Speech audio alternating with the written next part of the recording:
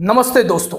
आज हम एक ऐसी चर्चा करने जा रहे हैं जो भारतीय न्याय व्यवस्था के लिए बेहद गंभीर और चिंताजनक है।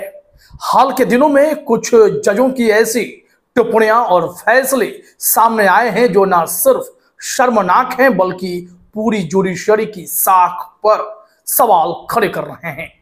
लेकिन एक जज हैं जस्टिस सूर्यकांत जो सिस्टम की गरिमा बरकरार रखने की कोशिश कर रहे हैं। हालांकि हाल के दिनों में सीजेआई खन्ना ने मोदी सरकार के कई केस जस्टिस सूर्यकांत को दे रखे हैं, जिस कारण जस्टिस सूर्यकांत लगातार केसों पर सिर्फ तारीख दे रहे हैं और टालने की कोशिश कर रहे हैं। इस वजह से भी वो चर्चा में हैं। लेकिन इस बीच उनका एक स्टैंड बाकी जजों को मैसेज देने के लिए काफी है, जो हम आगे चर्चा करने वाले हैं। लेकिन जरा सोचिए कि इस वक्त जुडिशरी में हालात यह है, खासकर इलाहाबाद हाईकोर्ट में, जहां जज की एक के बाद एक बेतुकी टिप्पणी ने जुडिशरी को शर्मसार करने की कोशिश की है। और इससे यह पता चलता है क्या कुछ जजों की मानसिकता में गड़बड़ है, और अगर हाँ तो इससे हमारे सिस्टम पर क्या असर पड़ रहा है। चलिए इन सवालों के जवाब ढूंढते हैं। सबसे पहले बात करते हैं 2025 में आए उस शर्मनाक मामले की जो इलाहाबाद हाईकोर्ट से सामने आया है। कोर्ट ने एक केस में कहा कि 11 साल की बच्ची के साथ उसके ब्रेस्ट पकड़ना, उसकी पायजामा की जोड़ी तोड़ना और उसे कहीं घसीटने की कोशिश, ये रेप की कोशिश नहीं बल्कि गंभीर यौन हमला है। हाँ, आपने सही सुना। जस्टिस राम मनोहर नारायण मिश्रा की बेंच ने यह फैसला सुनाया।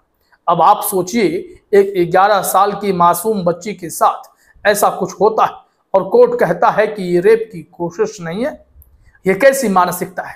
क्या जज को ये समझ नहीं कि ऐसी हरकतें ना सिर्फ शारीरिक बल्कि मानसिक रूप से भी एक बच्ची को बर्बाद कर सकती हैं? इस फैसले ने लोगों में गुस्सा भड़काया है। सोशल मीडिया पर लोग कह रहे हैं कि जज को जांचा जाना चाहिए। एक यूजर ने तो लिखा, क्या होगा अगर ये जज की अपनी बेटी के साथ होता? क्या तब भी वही फैसला देता?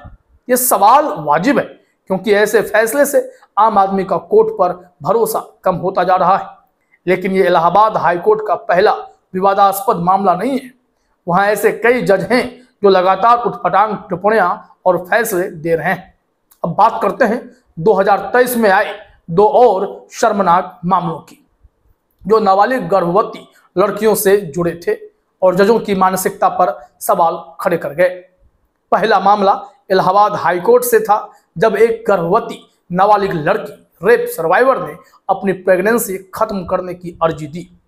3 जून 2023 को जज ने ज्योतिष विभाग लखनऊ विश्वविद्यालय से लड़की की कुंडली जांचने और यह पता लगाने का ऑर्डर दिया कि उसकी प्रेगनेंसी जारी रखना उचित है या नहीं।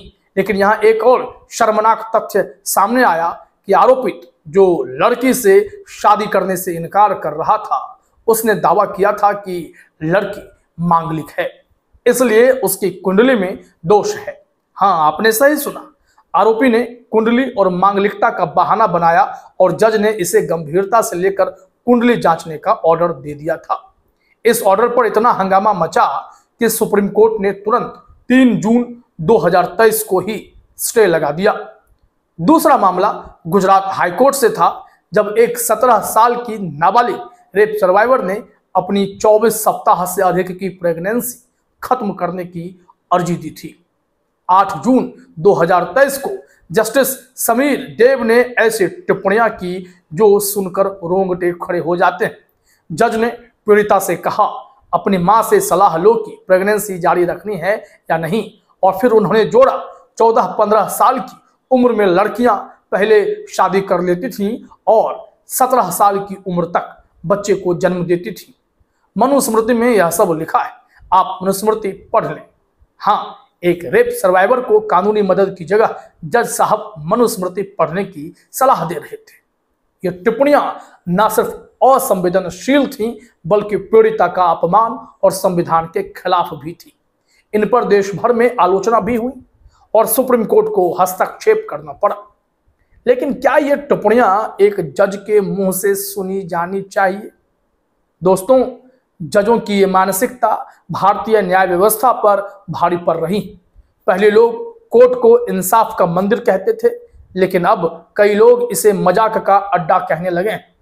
एक तरफ तो हम देखते हैं कि जस्टिस सूर्यकांत जैसे जज सिस्टम की गरिमा बरकरार रखने की कोशिश कर रहे हैं। वो कहते हैं कि कैसे 15 साल की लड़की के साथ जो संबंध बने उसे कंसेंट वाला संबंध बताकर वकील बार बार मेंशन कर रहा है, और इस पर वो भड़क उठे थे कि आप कहां से कानून सीख कर आए हैं। हाल ही में सुप्रीम कोर्ट में एक वकील AOR साधना एक केस में 15 साल की लड़की के साथ कंसेंट रिलेशनशिप की बात कर रही थी। जस्टिस सूर्यकांत भड़क गए। उन्होंने साफ कहा कि 18 साल से कम उम्र के बच्चे का कंसेंट कानूनन मान्य ही नहीं होता। उन्होंने साधना को कोर्ट में फटकार लगाई और कहा कि ऐसी दलीलें कोर्ट की गरिमा के खिलाफ हैं। ये सुनकर कोर्ट में 10-15 मिनट तक तीखी बहस हुई।